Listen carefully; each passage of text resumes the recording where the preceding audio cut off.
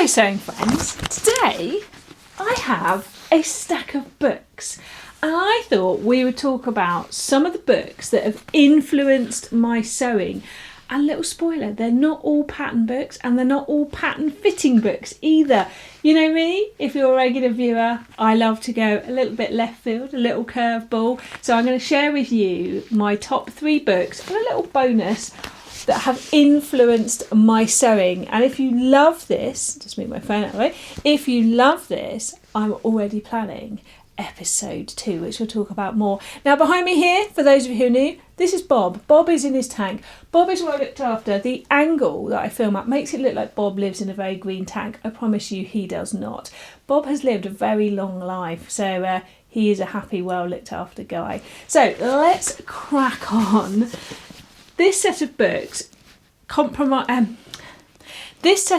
contains inspiration, pattern details, and a book with at least 6 patterns in it. So I'm sure there is something for everyone here. So we are going to start with book number 1 on this pile, which is Tilly and the Buttons Stretch. Now, I have included Tilly and the Buttons in my recent video about top independent pattern companies that I like, so I will link that up here, because if you are looking for inspiration of independent pattern companies that you might not have heard of, and I've already had feedback of people saying, whoa, I hadn't heard of them, do hop over and check that out, where I talk about Tilly and the Buttons in a bit more detail. But today I want to talk specifically about this book, because this book really got me going when I wanted to start sewing with stretch fabric, jersey fabric and sweatshirting fabric.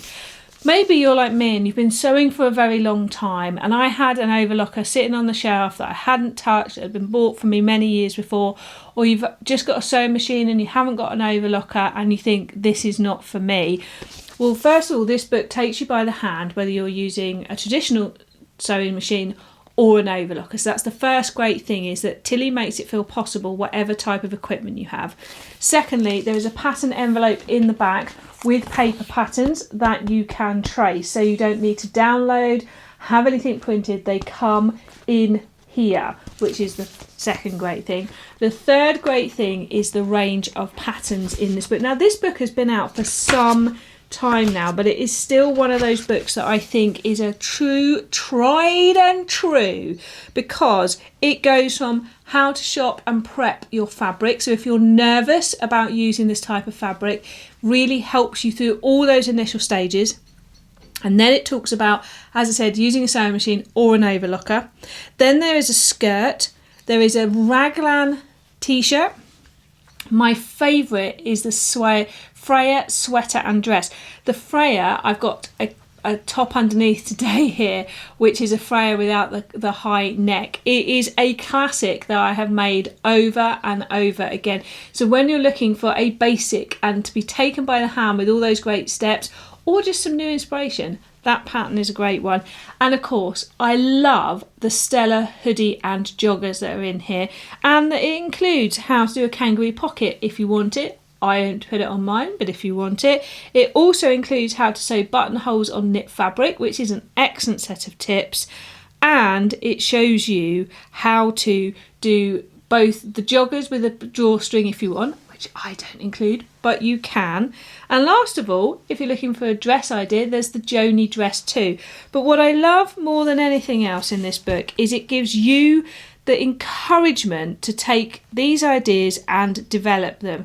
There are things in here including how to add different sleeves, how to make it maternity, just a chapter that's called Make It Your Own. That is perfect for when we're looking for a book that really gives us good bang for our buck. It talks about how to use stabilising clear elastic, what settings to have depending on what type of machine you're using, and I feel that the photographs are incredibly clear. And as I say, this book has been around a long time, but when I look at my books and my patterns and I think, what has changed the way I sew, this is one of them. Now, I had a lovely lady who was at my social, and she had been sewing for many decades and wanted to really get confident with using her overlocker and using jersey. She got herself this book and she said it was great and she really loved all the ideas in there. So it doesn't matter whether you are a new or a seasoned sewist, this is the kind of book if you're looking for that inspiration. Let's go on to my second pick. Now my second pick is Mad About Sleeves. Now Mad About Sleeves comes from origins on a website, and the website is called The Shape of Fabric. So if you go and check out the website Shape of Fabric, it is all about using fabric to create and construct. You can buy and download individual PDF bits from there, but I was so inspired I actually treated myself to the book. The reason I love this book is because if you have a pattern that you like to sew, for example, you might have a top pattern that comes with 1 or 2 sleeve options, this suddenly takes that pattern and allows you to create a whole array of sleeves just using that one pattern you like, because every single pattern for the sleeve in here begins with your sleeve block. So whether we are doing something like this, like a flared inset, it shows you the steps to take that sleeve and create the new sleeve block. It has really clear step by step here. So a trumpet sleeve, it takes you from here's my sleeve through to how to create the sleeve I want. It is such an inspiring book because it really empowers you as a sewist, and you can be a complete beginner to use this. All you need to do is have a top with a set-in sleeve that you like, and you can then trace that and make many, many other sleeves. The sleeves are separated by different types. So you have the flare section, the gather section, the pleats and folds, there's different shapes. It's got cuffs, raglan. It takes you through that whole journey. But you don't have to do the book in one go. You might just be like, oh, I'd love a little bit of a flare on a sleeve. So you can pick that section, have a good look. Here you could go, oh, I'd like a bit of a bishop sleeve. What is a bishop sleeve? You can almost just enjoy it as sort of an information book, but also for inspiration. So if we have a look here at something like this, you might be like, whoa, I'm way too far away from that. But it's something you might aspire to.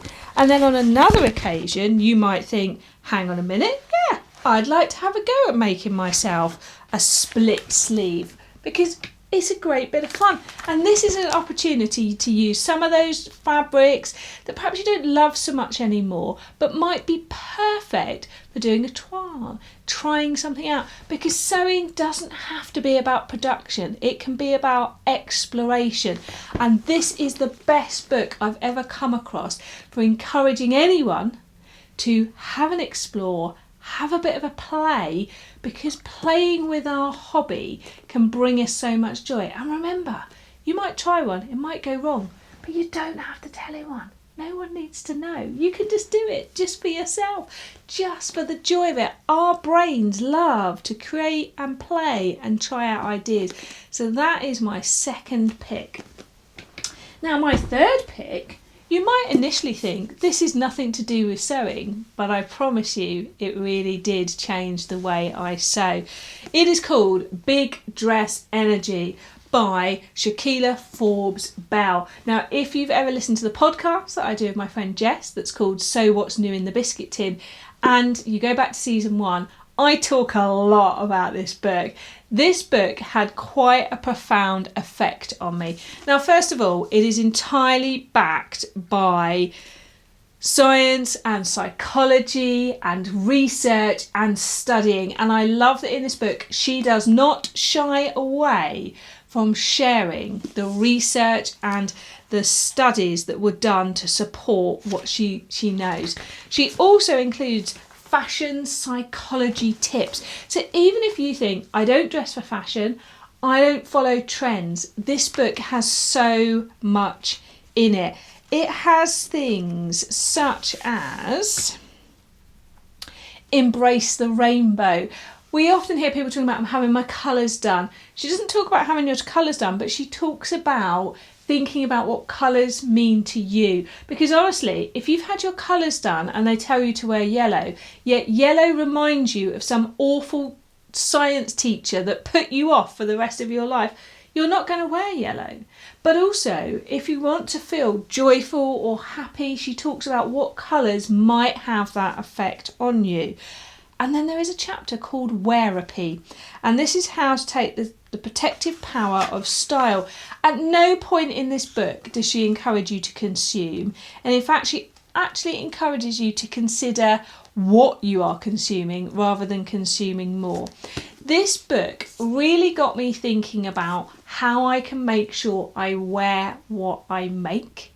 It helped me to address the why am I not wearing my makes, which happened some time ago. And I will link a video up here to where I share more about my how to wear everything you make, because I realised that actually for me, the psychology of the way I view the colours in the different seasons do affect what I want to wear. Often as we get older, we can sometimes feel invisible, or that there are rules that we should follow. And in this book, she really encourages you to think about what clothes mean to you.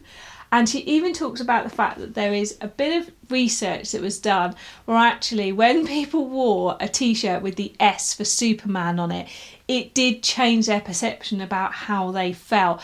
And she says, dress how you want to feel and to take notice of that. And it did really make me think about how I was dressing in the winter when I was working from home, because she talks about how maybe if you're wearing your grey horrid knickers and a grey holey jumper, is that affecting your psychology about how you feel about yourself in that moment? Now, I'm not saying that we shouldn't wear grey holey knickers and jumpers, but she's asking you to ask the questions about, is this helping me to feel how I want to feel right now? And it gives you that confidence maybe to claim some things back and to claim your joy in dressing. So I know you might not think it's a sewing book, but it really does affect what I sew, how I sew, and how I wear my clothes.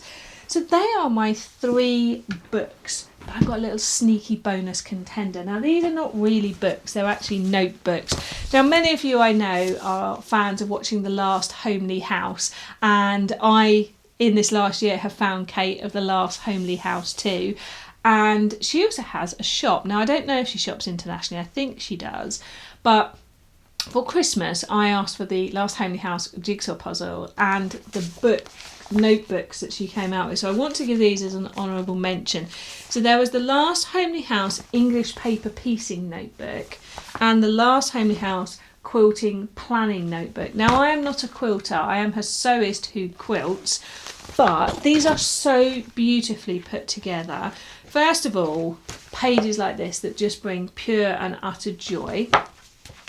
But secondly, the way there's just lovely pages with some squares and some lines. And just because it says it's a quilt planning book doesn't mean you have to use it to plan quilts. There are little bits of inspiration here, such as how to sew that. So if you're looking to have a go and a start, you could get some inspiration in here. But just little things like this, like a shopping list page. And for me, something like this, the use of it is as joyful as what I do with what I write down in here, and I don't feel that I necessarily have to do exactly what the lovely Kate planned this book for, but she's left it so that there's plenty of blank space. She said glue your finished quilt here. Maybe it's a finished picture of something I've made, but again, just flicking through and just getting that when I open a page. So if you're looking for something that just brings a little bit of joy into the way you plan, write, record, even at the back, just a little quilt size guide. Love that one. And also the English paper piecing one. I'm a bit of a novice in English paper piecing, but again, you've got the great spreads, and then you've got some pages like this where you can just actually plan out the colour, and it's nice to have those. So that's the hexes. Lots of blank pages again. Just flicking through and seeing a joyful photograph like that. So if you're looking for something a little bit different, something to record ideas in, whatever they are, just because Kate says it's for English hexes, you might be planning to put some hexes on a bag, on a jumper. This is a great little bonus addition to today's episode. Sorry, that's the little thank you dropping out that was included in the order. If you have enjoyed today's episode, I would really love it, number 1, if you let me know if you'd like me to do an episode 2, because I have a few more books that I'd love to share. Number 2, is there a book or a planner or something that has made a difference to the way you sew or inspired you? Drop that down below as well, because we know we like to read each other's comments, so do pop them down below for other people to read. And of course, number 3, if you haven't and you've been watching for a while or you're new around here, I would absolutely love it if you could click the like or the subscribe button, because it just tells me that you're enjoying what I'm doing, because I love to share all kinds of inspiration, and it's just great to know from you that you would like to see more. Just a quick side note, what I'm wearing today is a Tilly in the Buttons Drew jumper. I made it in these 2 fabrics that I ordered together from First for Fabrics, with the contrasting rib band, and it is super snuggly. It's a brushback French terry, and my necklace, if you can see it, was in the Becky's Sewing Studio advent.